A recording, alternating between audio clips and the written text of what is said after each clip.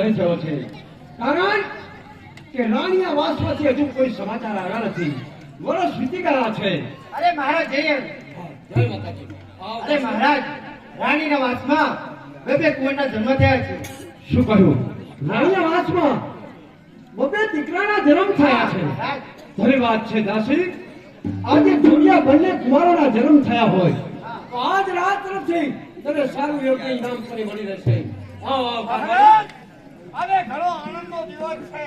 તમારે ત્યાં ભગવાને પારણા બંધાય છે અને બધે દીકરા જોડિયા. આવો આનંદ તો કાંઈ હોતો નથી. તો બોલાવો. રાજમાં પ્રધાન ગરીબો દાન કરો અને દાસ દાસીને પણ દાન આપો. બોલાવો. આજે રસકાઠ ઉતરી છે.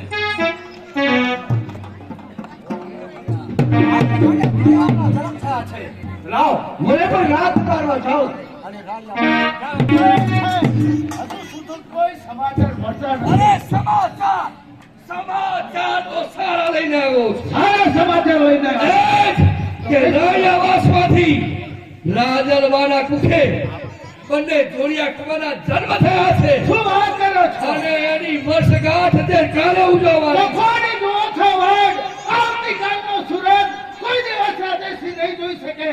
ચાલો મારી સાથે. સૈનિકો કરો સાવધાન અને સાથીદારોને પણ સાથમાં લઈ લઉં છું. કેવી રીતે કાઢો? અને આદેશીને પણ ખબર પડી જાય. આદેશીની કોઈ તૈયારી નહીં હોય ચાલો અને એ આપણી સાથે ભાવી શકશે નહીં. ચાલો લઈ લો.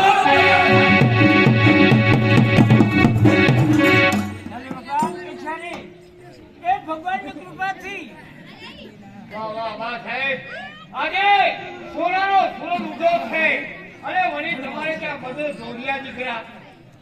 હા કુમારોને કઈ નિશાની ભગવાને એ પણ ઈચ્છા પૂરી કરી છે. કારણ કે બંને કુમારોને નિશાની પડશે. કેમ કે એની કૃપાથી ક્યારેક એ નિશાની ઉપરથી એ બે ભાઈ છે એની ઓળખાણ પણ થઈ શકે. એક વાત છે. એક જમણા હાથે લાકુ છે અને એકને ડાબા હાથે લાકુ છે. ઘણી વાત છે રાજન. આજે બંને કુમારોની નિશાની છે. આજે એની વર્ષગાંઠ ઉજવવી છે અને ધામધૂમથી દાસ દાસીઓને દાન દેવું છે. જોજો આજનો દિવસ માટે કોઈ કમી ન રહેવી જોઈએ. અને બ્રાહ્મણો છે, કોઈ ગરીબ છે, તાણ છે, એમને તમે દક્ષિણા કરજો અને સને દાસીઓને હું પણ જમાડી દક્ષિણા આપીશ. રાણીજી, એ પણ બરાબર છે. કહો શું કહો?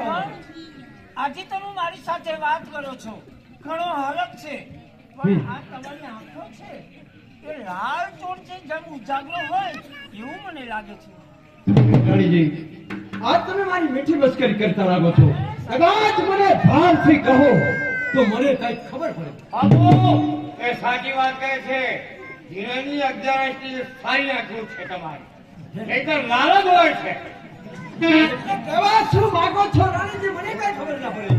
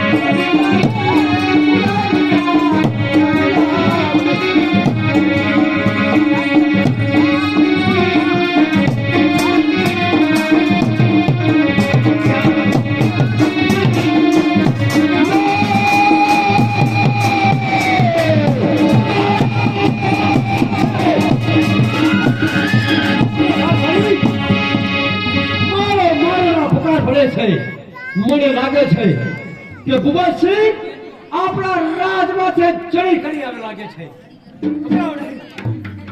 તમે ગભરાશો ના મહારાજ, કારણ કે એ બંને રાજકુમારો છે, એને લઈ અને તમે એક છુપા માર્ગે ચાલે જાઓ. મહારાણી, રાજન મહારાજ જાય તો રાજનું અહિત ઘટી જાય.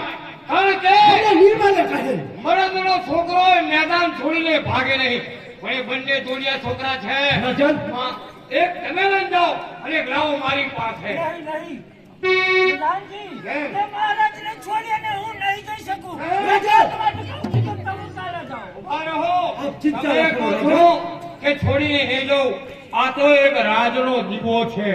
કદાચ બચી જાય ને આ ધીંગાણામાં તો રાજ આવી જાય રહે. બરોબર છે. માટે તમારે લઈને જવું જ પડશે. કારભારી કુમારોને બચાવવાની જરૂર છે. અત્યારે હાલ રાણીજી જાઓ, એક કુમારને તમે લઈને ચાલો જાઓ. મારી ચિંતા ના કરશો. મહારાજ, તમે જોઈ અને વિચારી સામે દુશ્મન છે, એની સાથે કોઈ વિચાર સિંગલ કોઈ પણ ચિંતા ના કરો, જાઓ.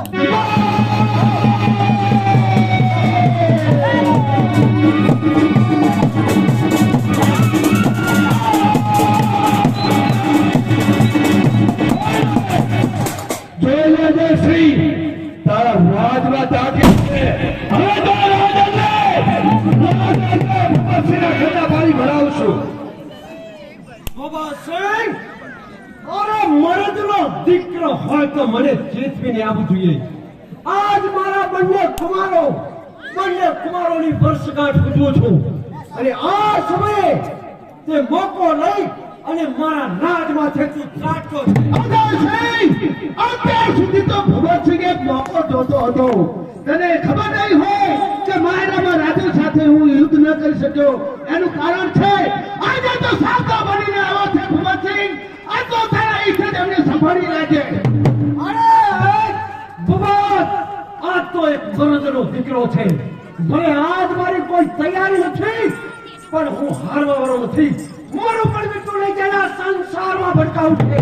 આજ લોહીની ચૂપતી વિના અજય શ્રી પાઠ અરે હું નહીં કરી શકતી. ગોસાળોજી બાકી છે. લડાઈ નથી કોઈ